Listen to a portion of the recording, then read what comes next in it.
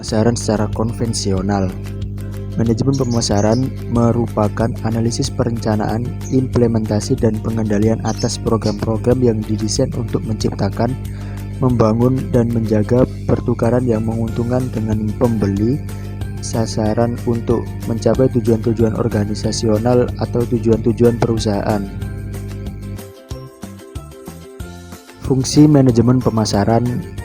Fungsi manajemen pemasaran diantaranya ada aktivitas menganalisis, yaitu analisis yang dilakukan untuk mengetahui pasar dan lingkungan pemasarannya, sehingga dapat diperoleh seberapa besar peluang untuk merebut dan seberapa besar ancaman yang harus dimiliki. Yang pertama ada analisis pasar untuk mengetahui peluang dan ancaman serta kebutuhan dan keinginan konsumen. Ada beberapa hal yang harus diperhatikan dalam proses kegiatan analisis pasar, yaitu analisis terhadap peluang dan ancaman serta analisis perilaku konsumen. Yang kedua ada segmentasi pasar, yaitu kegiatan membagi suatu pasar ke dalam kelompok-kelompok yang berbeda, di mana setiap kelompoknya mempunyai ciri yang hampir sama. Dengan melakukan segmentasi pasar, kegiatan pemasaran dapat dilakukan lebih terarah dan sumber daya di bidang pemasaran dapat digunakan lebih efektif dan efisien. Yang ketiga ada menetapkan pasar sasaran. Kegiatan menetapkan pasar sasaran meliputi evaluasi kegiatan pasar serta yang ketiga ada menetapkan pasar sasaran.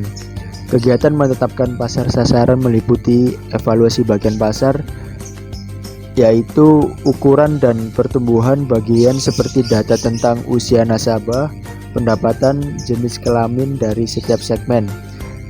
Lalu ada struktural yang menarik dilihat dari segi profitabilitas dan sasaran serta sumber daya yang dimiliki. Yang keempat ada penempatan pasar. Perusahaan yang baru harus mampu melakukan identifikasi posisi pesaing yang ada sebelum menentukan penempatannya sendiri. Sebelum mengambil keputusan ini, manajemen harus yakin bahwa secara teknis dapat dibuat sebuah produk dengan cepat. Secara ekonomis dapat dibuat sebuah produk unggul pada tingkat harga yang direncanakan, serta jumlah konsumen yang suka produk tersebut yang memadai. Yang kelima ada perencanaan pemasaran. Aktivitas pemasaran atau marketing yang dilakukan sebuah perusahaan penting untuk dikoordinasikan dan diarahkan untuk mencapai tujuan perusahaan umumnya dan tujuan bidang pemasaran khususnya. Tujuan manajemen pemasaran. Yang pertama yaitu menciptakan demand atau permintaan. Tujuan manajemen pemasaran salah satunya adalah menciptakan demand melalui berbagai cara.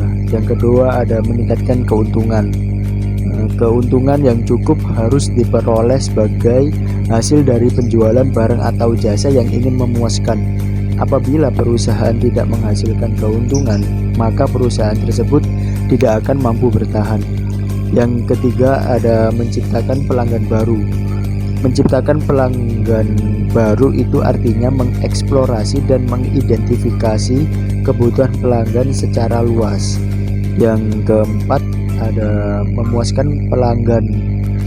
Konsumen tidak puas, maka bisnis tidak akan dapat menghasilkan pendapatan untuk memenuhi biaya dan untuk mendapatkan pengembalian modal yang wajar. Yang kelima, mencitrakan produk yang baik di mata publik. Apabila tim pemasar menyediakan barang dan jasa berkualitas kepada konsumen dengan harga yang wajar, tentu akan menciptakan citra yang baik pada konsumen.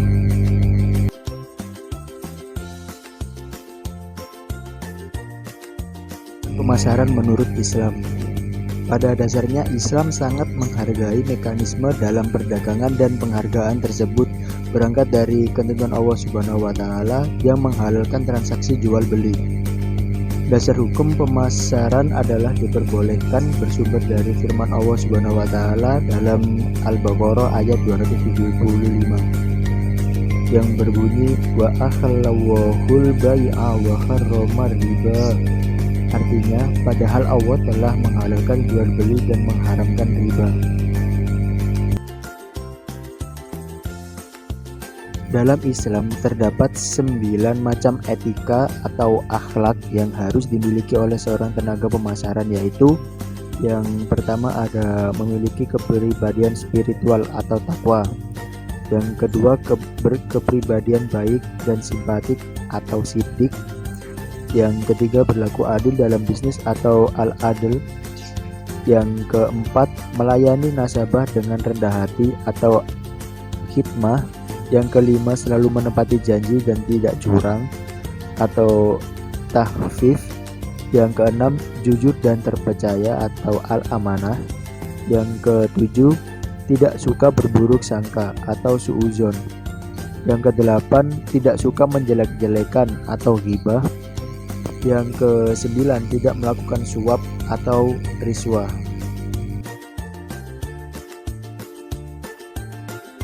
Berlandaskan syariah sangat mengedepankan sikap dan perilaku yang simpatik, selalu bersikap bersahabat dengan orang lain dan juga orang lain dengan mudah bersahabat dan bermitra dengannya.